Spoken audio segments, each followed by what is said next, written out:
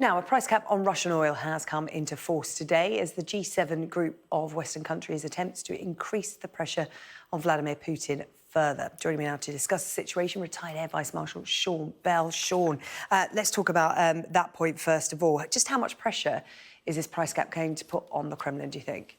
Yeah, good afternoon, SJ. Let's be clear, this only applies to Russian oil that's being sold for less than $60 a barrel. Only that can be carried by the G7 allies or insured by the G7 ally or its allies. The plan is to make it very difficult for Russia to sell its oil at anything more than $60 a barrel. Sounds great. The trouble is Russia is the second largest producer of oil in the world next to Saudi Arabia. Whilst the West has definitely reduced its reliance on Russian oil, the spare capacity has been lapped up by China and India along the way. President Zelensky has described this as a really weak position for the G7 to take. And actually, we've seen the oil price go up overnight as a result. Explosions at Russian air bases, reports of. What do we know about the circumstances surrounding these? Yeah, so a couple of unverified explosions at two Russian air bases well behind the front line, Engels and Agalivo up here. They're hundreds of kilometres away from the battlefront here. Follows weeks and weeks of intense Russian bomber activity targeting infrastructure across the whole of the Ukraine, including today at Kyiv area and Zaporizhzhia area. We've got Sky-verified footage here of the explosion at the Engels air base. What we don't know yet is the cause of these explosions. Very difficult. There's lots of speculation. We must be careful not to get drawn into that. What we do know is the Western precision military support for Ukraine is specifically predicated on them not using any weapons on Russian soil for risk of escalation. So we're pretty confident it's not that. But it could have been an accident at the air bases or an act of sabotage. Engels Air Base is incredibly busy. We've got a satellite footage here of showing a lot of the state-of-the-art Russian bombers are being based out of there. This was taken just a week ago.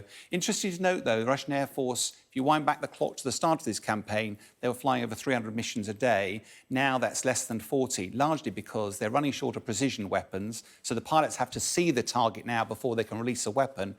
Winter weather, lots of clouds, can't see that. Massive reduction in sorties.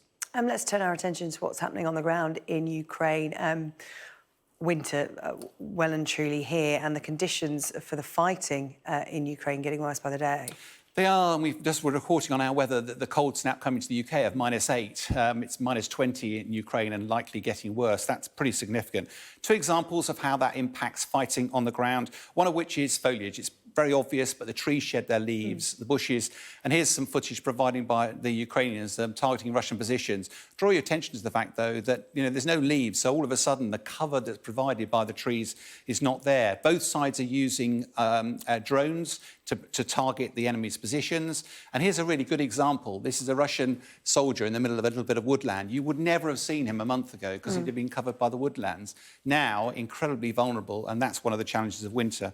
The other challenge, of course, is clothing. -20, most of us have never experienced it, apart from when you're on winter operations, but it's really difficult to survive. The West is providing a load of equipment to the Ukrainians, but the Russian conscripts almost certainly don't have anything like that. And it's very reminiscent of the 1942-1943 Second World War, siege of Stalingrad, when the German soldiers, 100,000 of them, actually froze to death because they didn't have the right kit and equipment. The winter, yeah, tempo of fighting may have reduced, but it's not stopping. And in many ways, the fighting is going to get even more dangerous in the coming months. OK, Sean, thank you. Sean Bell with the latest there on Ukraine.